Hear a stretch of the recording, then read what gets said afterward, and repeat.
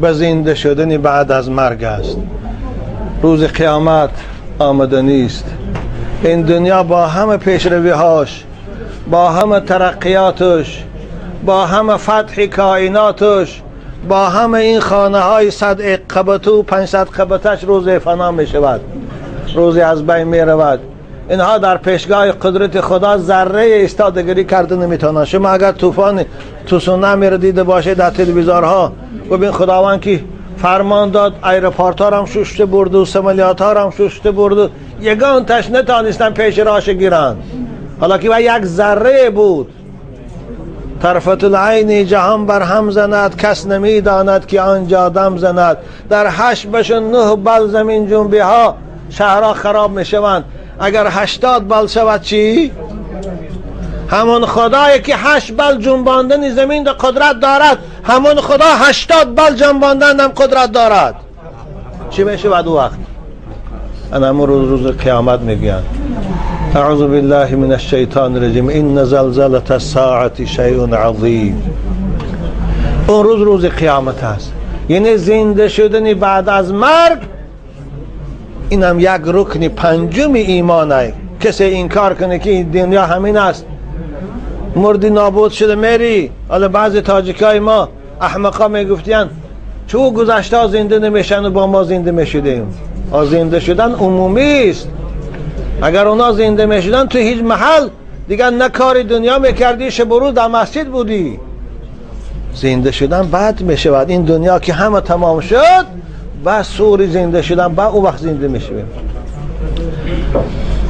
این دنیا جای عمل است. خداوند ما و شما را عقل داد، استعداد داد، تن صحت داد، شرایط زندگی رو در بیرون برامان مهیا کرد. کار میکنیم، خانه میکنیم، زندگی ما پیش میبریم.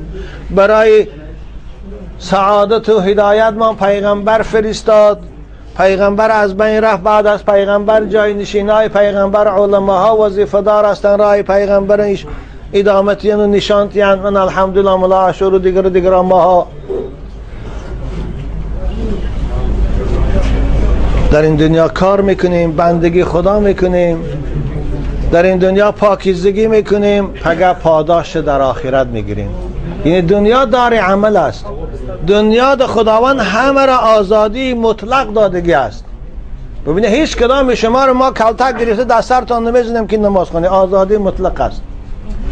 میفهمانیم تا خواه این راه راست، راه سعادت جنت، این راه بدبختی و زلالت و دوزخ. ما میفهمانیم کسی که در این دنیا به راه پیغمبر رفت، به راه سعادت و نجات رفت، به راه نشان دادنی علما رفت، خدا خواهند دنیا ده زندگیش هم خوب، پگه بعد از مرگ بستان سرای جنت در راحت دارد. کسی که در این دنیا پیروی از شیطان کرد و به گفت علما نرفت، از قفای شهوت رفت، از قفای شیطان رفت، او تا وقتی مرگش آزاد است. کسی او رو دسترش به کلتک نمیزند. اما همون روز که وفات کرد جان از بدنش برآمد، جزای اعمالش میبینه. آخرت جزای اعمال است، پاداش اعمال است. کارهایی کردگی در این دنیا ما پاداش در پیشگاه خدا میبینیم. خوب کرده باشیم، پاداشش جنت جاودانی است. جنتی که جوانیش پیری نداره، شادیش غم نداره، خرسندیش ماتم نداره، حیاتش مرگ. جنت این تو رنج کشی های شما نیست دیگر. جنت در سحر تا بگاهی مشقت کشیدن و گوش نموندن نیست. در جنت دیگر نه کار است و نه طهارت است و نه غسل از جنابت است و نه نماز است. اونجا فقط راحت است. کمترین اهل جنت 2000 سالینه مسافه زمین ده پادشاهی دارد. بستان سراها، قصرهای زیبا، خانمهای زیبا. یا الله، احتیاجی به کار نیست که ایزید از برای دوستانش، به صالح با دیانت مؤمنانش، به جنت قصرها کرده است و پیدا. از آن قصر است و 300 در هویدا. زهر در مصطفی را کس ببیند، بر روی تختی مسندها نشیند. یا الله جنت ما صفات در صحبتاش زیادم کردیگه هستیم با انشاءالله معشور برای شما. خلاصه جای راحت اونجاست. اما کسانی که در این دنیا فقط نافرمانی خدا کردن نمازاشان نخواندن، بچهای خوش رو بازم میگن نمازکاتو نخوانه، فقط پشیمان بشه پشیمانی فایده تا نمیکنه. این دنیا شما قدر راحت نداره، اون قدر معیشت نداره که به این مغرور شده آخرتان از دست این نمازاتان خانه. امکانیت نشد جمع کرده خانه، امکانیت نشد خضایی کرده خانه، اما ترک نکنی، حرکت کنی نمازاتان در وقتش خانه، پاداش این فقط جنت است. اما اگر رفت نکرده همین دنیا دو روز غنیمت است، گویان معیشت، عرق نوشی، زنک بازی، نشمندی و گراین کشی، دزدی و فریبگری، به نمازی، پگه عذاب جانکاه دوزخ برای ما و شماست. و من یعمل مثقال ذره شرا یره. عمر خیام میگه گر از پی شهوت و هوا خواهی رفت، عزیز من میگه اگر فقط معیشت پرستی کنی، شهوت رانی کنی، از قفای شیطان روی، گپی علماها را نگیری، گپی خدا و پیغمبر را نگیری، گر از پی شهوت و هوا خواهی رفت، از من خبرت که به نوا خواهی رفت. دستی خالی میری، در این تابوتی که سوار شده به قبرستان میبری، توشه باید برد. و تزودوا فإن خیر الزاد تقوا. توشه آخرت پرهیزگاری و پاکیزگی است. دستی خالی، من همیشه شما دستی خالی بسیارت خانه ها تا رفتن شرم داره، به خاطر همین بسیارت نمیره. چگونه سفر آخرت پیشگاه خدا دستی خالی میره؟ توشه آخرت ایمان به خداست، 5 وقت نماز است، رمضان مبارک است، پاکیزگی و دوری از معصیت است. خیام اوی میگوید اگر فقط گپ شیطان و شهوت گرفتی، از من خبرت که به نوا خواهی رفت. بینگر چی کسی و از کجا آمده ای، میدان که چی میکنی کجا خواهی رفت. عزیز من یک بار چشت کشا خود کی هستی و از کجا آمدی، تو را کی آورد؟ عزیزان من شما را کی آورد؟ او 2 قطره آب کی انسان کرد؟ او 2 قطره آب کی در رحم مادر جان داد؟ او 2 قطره. من برای تو این است که از خدا همیشه حیا کن و شرم دار، مثل که یک آدمی خوب، یک آدمی با آبرو، یک آدمی کلانزاده که در نزد شما حرمت دارد، همراهیتان باشد، در پیش او گناه نمی کنی، در پیش او یک سخنی بیادابانه نمی گویی، همیشه خودت در محضر خدا هم تو تصور کن. ببین این گپ پیغمبره، مثل که شما اگر همراه من باشه حتما به خاطر احترام من گناه نمی کنی، به خاطر احترام من عرق پیش من نمی نوشه، به خاطر احترام من پیش من با یگان زنک بیادابانی میکنی، به خاطر حرمتی که دارم در نزد شما. رسول اکرم تا همیشه خدا را هم تو تصور کنشم. خوب ببینه این آدم از رسول اکرم مشورت پرسیدن، نصیحت پرسیدن، رسول اکرم براش این تو نصیحت کردن. بنابراین نصیحت منم برای شما این است قومای عزیز، جوانای خوب، خداوند سلامتتان داره، همیشه خودتان در محضر خدا دانه، همیشه کوشش کنه از کارهای حرام خودتان نگه داره، جوانای خوش اخلاق شوه، با آداب شوه، در هر کجا که کار میکنه، خواه در خانه شخصی، خواه در کارخانه حکومتی و شخصی، با رعایه باشه، با آداب باشه، خیانت نکنه. انشاءالله جوانه که کارگره که خائن نباشه و خودی صاحب خانم دوست بداره، صاحب کارخانم دوست بداره. خصوصا شما در این دیار غربت هسته که اندک کار سبب آزار تا میشد، همیشه خودتان نگه داره بشن، با آداب باشه، خوش اخلاق باشه، قانونهای حکومت رعایه کنه، مردم اینجا اخلاق خوب داشته باشه. خیلی حکومت روسیه حکومت خوب است، خیلی حکومت و سیاست عادلانه است، خصوصا پوتین خداوند هدایتش کند برای آزادی دین خیلی وسیگی ها دادگی است، کشادی ها دادگی است. بنابراین همیشه از قانونهاشان رعایت کنیم بشم. جنایتکاری ده، بد اخلاقی ده، اوباشی ده، میزدگی ده، مثل گیراین کشی، این کارها ده دست نزده بشه. از اینا خودتان نگه داره.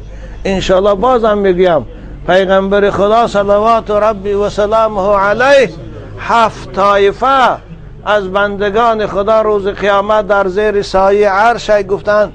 یکی از اونها را حضرت فرمودن و شاب نشأ فی عبادت الله، جوانی که در جوانی هم کار دنیا میکنه هم طاعت خدا، در جوانی هم 5 وقت نماز چه میخوانه، هم میره تجارت میکنه، هم دهخانه میکنه، هم کار میکنه. این جوان خدا دوست میدارن. بنابراین کار کنه شما از این تو جوانها شوی، جوانهای شوی که افتخار اسلام باشه، افتخاری خاک آوردم موشم بیاری بچمتون، افتخار پدر و مادر باشه بچم. خداوند نگهتان داره، همتان سلامت داره. حضرت سعدی بزرگوار میگه جوان رهی طاعت امروز گیر که فردا نیاید جوانی ز پیر. در امروز در جوانی بازگشتی به خدا کنه، در جوانی خدا تا از معصیت و گناه نگه داره. این در پیشگاه خدا خیلی قبولیت دارد. خصوصا کدامید که در خانهاتان قومای رامید از بالای شما 3 کلین همین هفته آمده نیمونه فهمیده شکایت رفت دیگه است. شاید ناماش هم گم دمیجه باشه. بچه های خوبه که ایزاتان نمیدیم نکیم همسراتان اونجا نپرتایی. آخونا بیچاره اونها هم آرزو دارن، اونها هم میخوان آغوشی گرمی شوهر داشته باشن، اونها هم تاجیکی گویم شهوت دارن، میخوان که شهوتشان قطعی اونها آرام کنه شهوتشان. شما میبینید اینجا 5 ماه 5 سال یا تا گو که 8 سال شهر رو نامده است از رامیتای ایوستان دو تا دیگهش باید چای افرق بودن یک کجا بود. بچه های خوش رو آشین جوان مرد باید ناموس داشته باشه. آخر این زن ناموس انسان است. آدم های قدیم برای خاطر زناشان با کشته شدن خوشانو میدادن، اما به ناموسی زناشان نمیخواستن. شما اینجا میبیایه خوب بیایه کار کنه، 6 ماه استه، 8 ماه استه، 1 سال استه، با پیش همسراتان 2 ماه 3 ماه استه با بیتان. البته اونا از زنگیری شما در اینجا خفه نیستن، بعد زنگیره، اما اونا رو هم رفته ببینیتان در آوای چی میشه شما در اینجا همزن خچاخه کرده خاره او بیچاره شبی دراز خونه کی خاره با این انصاف هم نیسته. جوانای خوب خدا نگهتان داره. بنابراین من آزارتان نمیدم، من شما دو مهمانم، این قدر محبت و اخلاص کردی شما رو خفه کردن نمیخوام، لیکن با ملایم میگم چم پیغمبر خدا گفتن زن هم بالای شوهر حق دارد. یک حقش همین است که باید همسرش با نفقه تأمین کنه، هم با خورد و خوراک هم با نفقه شب. از همه مهم نفقه شب برای زنها. حالا بزرگان میگن که زن کزپری مرد به رضا برخیزد، پس فتنه و جنگ در آن سرای برخیزد. همین پیش زن دیگه هفته باشی شاید نجمانش اگر سحری قواقاش گراندگی غرغر کردن میگیره، ستیل دستتیل میزن. آخی 6 ماه 7 ماه که نمیره، این 8 سال که نره او بچه رو با جنگ نمیکنه. بنابراین به ناموس نشه، بچه های خوش رو شوه رویتون 6 ماه که گشت با 2 ماه 3 ماه استی با بیایه با روی. انشاءالله خدا که هم عائلاتان خورسند، هم شما خورسند، هم در پیشگاه خدا خجالت نداره. خوب الان خجالت پیشگاه خدا وزبین است. حالا او زن در پیشگاه خدا پگه دعوا میکنی خدای شوهری من گو 6 سال من سراغ نکرد، 2 سال من سراغ نکرد، من مجبور شدم به زنا رسیدم. او وقت چی میگی جواب میتی در پیشش؟ بنابراین بچه های خوش رو همیشه یاد کنی از همسراتان، بیچاره اونا پاسبان خانه هاتانن، پاسبان فرزنداتانن، همه مسئولیت بردوش گرفتن. شما در اینجا گشته هم نفقشان روان کنه، هم حتما 1 سال 2 ماه 3 ماه روی پیشان ایسته با گشته به کاراتان کنه. انشالله خدا شما را هم در عمرتان برکه میتیه، هم این کسب و کاراتان پر برکه میشه، هم خدا که زندگیتان شیرین میشه، هم پیشگاه خدا دو پگه ثواب زیاده میگه. خدا همتون نگه داره. اگه اوقات را ورنه خونت میشه چگونه که در آغاز گفتم خداوند همه شما را سلامت دارد و اصلا بگم که ما را به خاطر این مهمان نوازیش و به خاطر این سخاوت پیشگیش و به خاطر این گرسنه ها را سیر کردنش که این هم نشانی ایمانداری است. خداوند اولا پاداش آخرت و ثواب سخاوت پیشگی در جنت نصیبش کنه. ثانیاً در این دنیا خودش و خاندانش و فرزنداش و پسرچه هاش از آفتان محفوظ دار و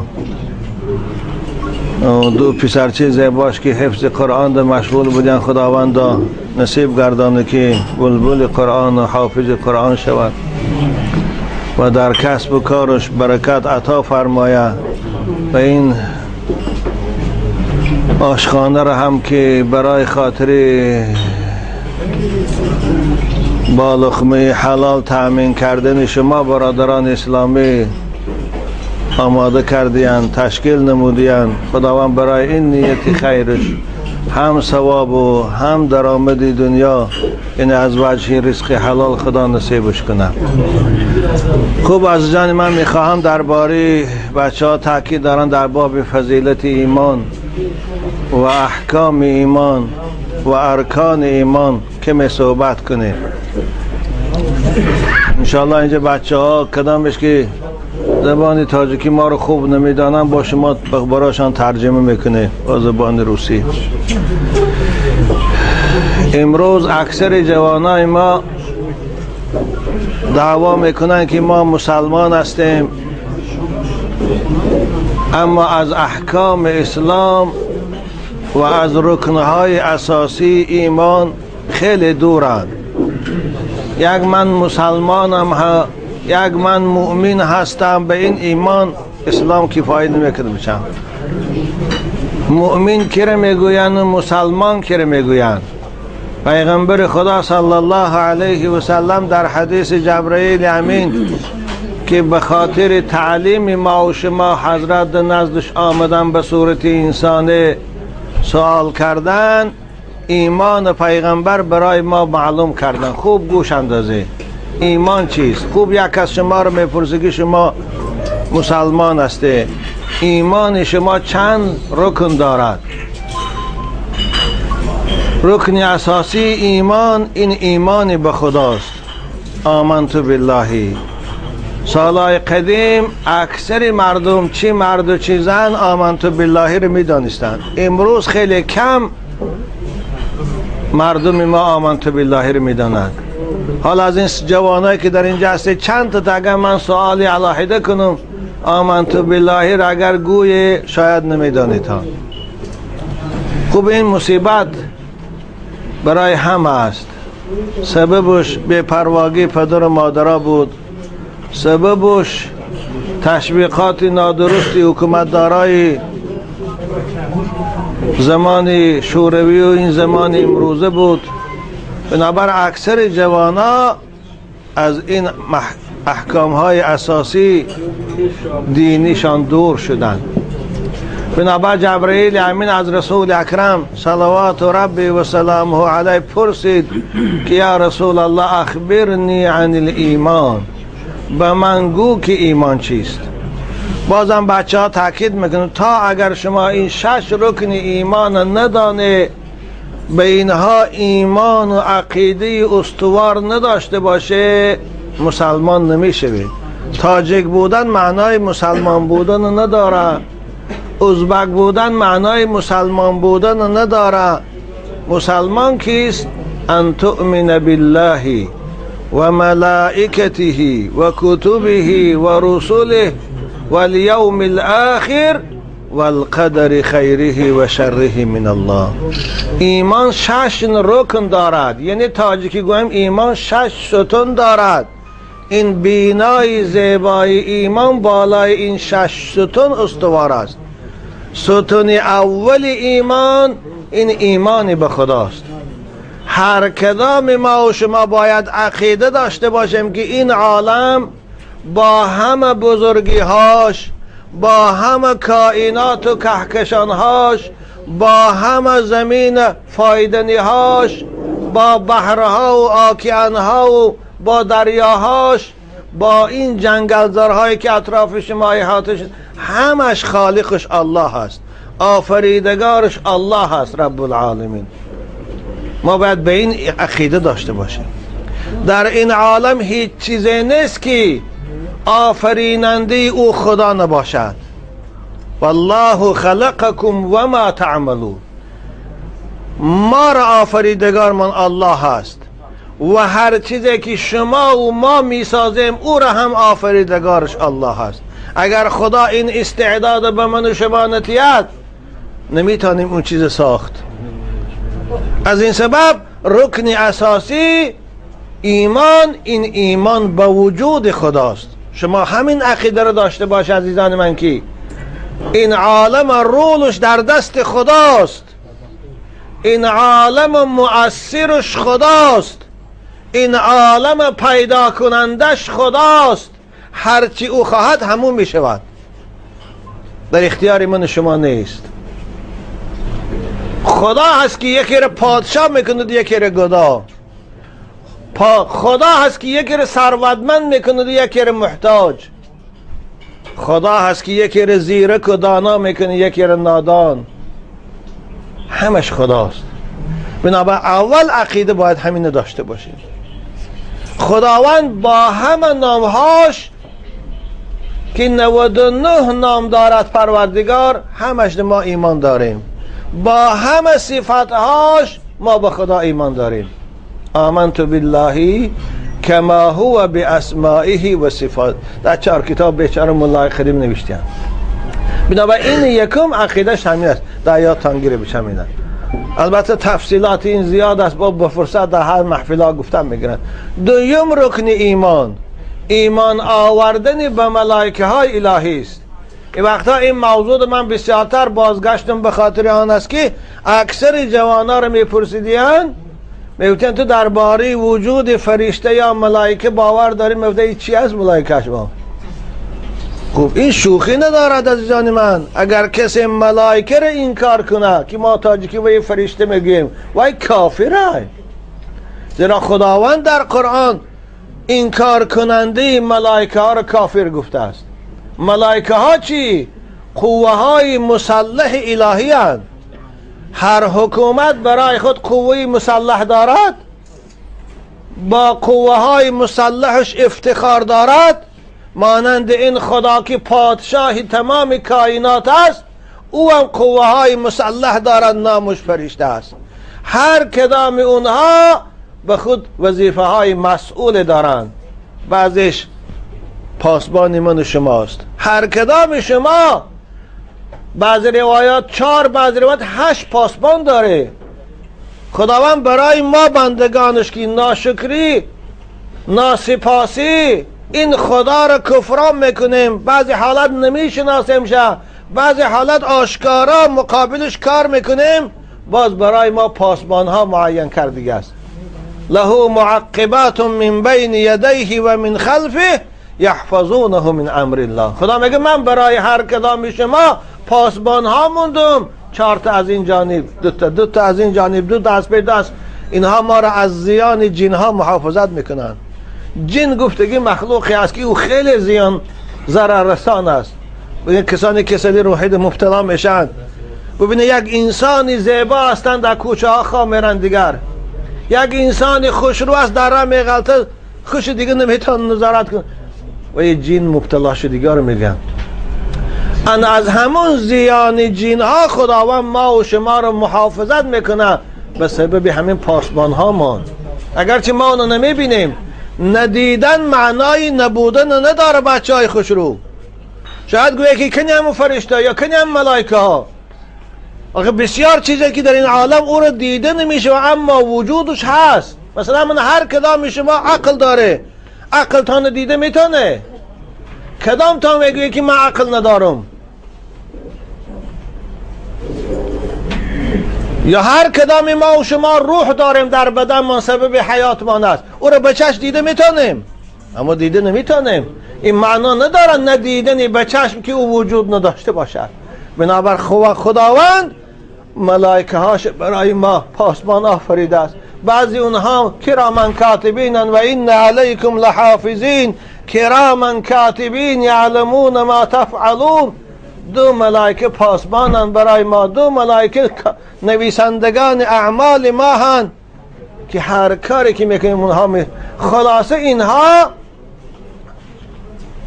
قوه های مسلح خداوند هستند. باران میبیارن، برف میبیارن، زمین جنبی ها رو میکنن، طوفان ها رو میبیارن. خلاصه هر چیزی که در این عالم میشود با دست این ملائکه های الهی میشود. بنابراین ما باید به این ایمان داشته باشیم. فقط دانه که ملائکه ها را نه مرد گفته میشود نه زن، اونها از جنس مرد و زن نیستند. اونها احتیاجی به خوردن و آشامیدن ندارند، اونها احتیاجی به آیلی گرفتن و نفقه برآمدن ندارند. اونها همیشه در خدمت پروردگار هستند، اجرا کنندگان فرمان الهی هستند.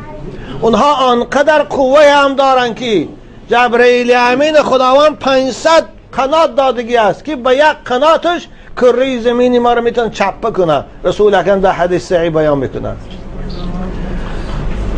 بنابراین ما باید به این ایمان داشته باشیم. خب روزی که چشم پوشیدیم حضرت عزرائیل برای قبض روح آمد، خواه در کدام حالتی که قبض روح میشه، خواه در صدمه اتومبیلی است، خواهی که با زدن دیگرها هست، خواه دریا رفت، آن وقت ملائکه که به پرده است پیش چشم کشاده شد و میبینیم وجود ملائکه رو. او وقت با ایمان هم بیاریم دیگه فایده نمی کند. بنابراین امروز ما باید ایمان بیاریم. ایمان امت اسلام ایمان به غیب است، یؤمنون بالغیب. ما هر چیزی که او رو نمیبینیم اما پیغمبر گفته است به او باور داریم، خدا بیان کرده در قرآن به او باور داریم. این ایمانی به غیب میگویم. بنابراین یکی از ایمانهایی که ما باید به او باور داشته باشیم این ایمان به وجود ملائکه ها هست. ملائکه ها لیکن به صورت بشر پیدا میشه. شاید من محفل ما ده ملائکه ها باشند به صورت انسان های زیبا، اونها پیدا میشه در محفل ها. ایمان به ملائکه یک رکن اساسی ایمان است. بنابراین کسی گویه که من باور ندارم به این کافر است. او را نه نکاحش درست است، او را نه جنازش درست است، او را نه اگر بسم الله گفته ذبح کنه ذبحش حرام است، زیرا که یک رکن اساسی ایمان انکار کردو. بنابراین اینا رو خوب دایاتن گیری بشم. باز هم میگم ندیدن اونها معنای نبودن اونها را ندارد. روز قیامت که شد همتان میخیده در پیشگاه خدا حاضر، آن روز با میبینیم ملائکه ها کیا هستند. سیوم رکن ایمان، ایمان آوردن به کتاب های الهی است. خداوند برای سعادت بشر کتاب فرستاد. از زمان حضرت 6 سر کرده به ادریس و به ابراهیم و به موسی و به عیسی و به داوود و به رسول اکرم صلوات ربی کتاب های الهی ده همش ده ایمان آوردن. این هم فرض است. خواه تورات است، خواه انجیل است، بیبلیا میگن، خواه قرآن است، خواه صحیفه دیگر است، همش ده ما ایمان داریم کتاب خداوندی است. ما همش احترام میکنیم. اگر یکی از این کتاب ها را کسی انکار کنه ویم کافر است. وقتی که در قزاقستان بودیم یک بای بچه قزاق، اونا از اسلام خیلی دورن، وقتی که رفتن ما رو فهمیده خانه مهمان بودن گفتن من هم باهایشان بینم آمد. ثانی وقتی چای خریده بس سوال کرد باهایشان گفت من حیران هستم که همین ملاهای ما گفت بعضی برادرای مسیحی را اروپایی ها رو کافر میگن، اونا خیلی سخی هستن، من کمبغلا رو یاردم میکنن، جمعیت های خیریه رو یاردم میکنن، این و اینقدر میلیون یاردم میکنن مسلمان ها کم چیخه کافر میشن و یا اونا با پیغمبرشان ایمان دارن. ساده من برای به همین صحبت کردم که یعنی ایمان آوردن به کتاب های الهی هم مشت فرض است. مثلا ما همه کتاب های خدا رو باور داریم. برادرای مسیحی یا برادرای یهودی اونها به همه کتاب های خدا باور ندارن. مثلا اونها تورات ایمان دارن، یهودی ها کتاب خودشان مقدس میدانن، اما انجیل و قرآن قبول ندارن. مسیحی ها باشد انجیل ده ایمان دارن، احترام میکنن، قرآن ده ایمان ندارن. از همین سبب اونا رو خدا قرآن ده چی کافر میگوید. اگر ما هم مسلمان ها انجیل انکار کنیم گویم کتاب خدا نیست کافر میشیم. ما هم مسلمان ها تورات اگر قبول نکنیم کتاب خدا نیست کافر میشیم. بنابر مسلمان باید همه کتاب های الهی را ایمان داشته. بنابر کسی از شما پرسه که به کتاب مسیحی ها ایمان داره، گوی که آره ایمان داریم که انجیل کتاب خداست، خداوند برای حضرت عیسی علیه السلام فرست. فقط همین قدر است که حکم اونها، عمل کردن به اونها تمام شدگی است. خداوند کتاب های آسمانیش به تدریج فرستاد برای جامعه بشری اصلاحش، هدایتش.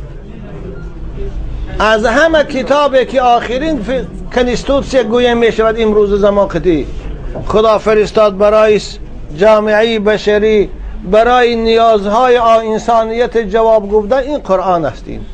بعد از نزول قرآن انجیل هم احکامش بیکار شد.